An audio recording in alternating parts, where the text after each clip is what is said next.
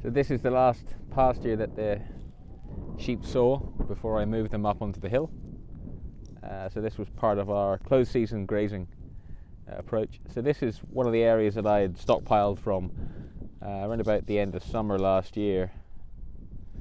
And you can see from the thatch that's left, but also from, if you remember back to some of the videos that we shot back in sort of November time, when the sheep first came in here. The grass has got ahead of me for sure. It was quite old, quite stalky. A lot of the goodness has gone out of it, so we were basically grazing them through here until just waiting for the growing season to kick off. And just through this style of management, we had quite a high density of dunging. We had quite a lot of dung coverage across the entire site, just with the daily moves. And you can see that most of that is gone, it's broken down. There's still the odd bit here and there. And the thatch in places is actually quite thick. Now initially I was concerned that was going to stifle some regrowth, but it doesn't seem to have been the case. We'll go to another site in a moment. It'll give you an idea of how well the ground is recovered. Now the site that's above the road hasn't seen an animal on it since the beginning of January, so I'm really pleased with how the grass has rebounded up there. This area right here was the first patch of ground that they saw. So this is the area that's had the most time to recover, and you can see in places there were some pretty heavy mulch going down, but that's breaking down quite nicely, and that's what we want. But the regrowth really hasn't been stifled. I mean, the whole learning curve that happens when you start moving animals in this fashion is that it's really a trial and see. You make your best guess estimate, see how the animal performs and behaves, and then adjust accordingly. So in this particular area here, the grass was pretty high, pretty thick, so we're really managing here for animal impact as our primary objective. So I thought we could talk about some of the practicalities of moving livestock in this manner.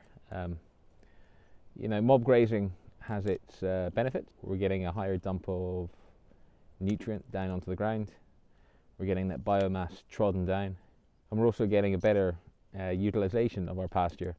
And this site behind me here, traditionally I remember a flock of around about 30, 40 sheep or something like that. We would typically get about 3 weeks grazing out of this particular site.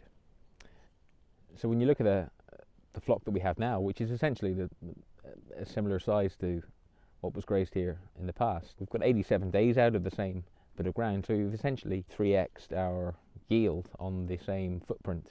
It's just by daily moves, concentrating the animal impact where we want them, and building soil. And the truth of the matter here is that for this size of farm and for the vision I have for this place, I'm understocked at the moment fairly significantly. But given the fact that, you know, I'm not in the pursuit of this big grass monoculture and absolutely maximizing grass production from this farm, I think one opportunity that we're not really playing with here in the west of Ireland yet is that farms do need to be diversified. So what that looks like for me in my context and in this particular landscape is to end up with this patchwork landscape of woodland and grazing cells intertwined. Not quite a silvopasture setup, but more of a woodland glade grazing system. It means that I can afford to let distinct areas, you know, within each land parcel go forward in succession. I'm not using animal impact as a tool there to knock it back into grass, but I'm actually letting it go forward and letting it succeed onto shrubbier species, and then eventually I'll be helping it along through some selective planting of native tree stock or productive tree stock to form part of a larger pattern of edible landscapes.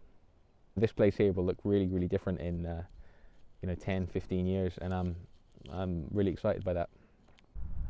one of the most important parts of this style of management is just figuring out exactly what you're hoping to achieve, and it changes from move to move. It's not just a case of figuring out how much area will keep a particular flock size fed for 1 day or for 2 days or for however long you're leaving them in there.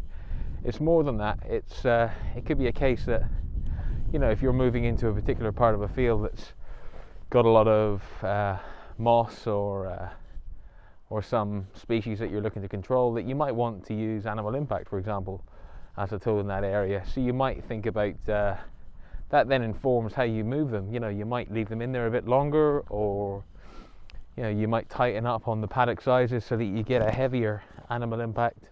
So varying the paddock sizes that you're giving them also varies the degree of impact the animals have on that ground, and ultimately it'll either move you towards your goal or away from it.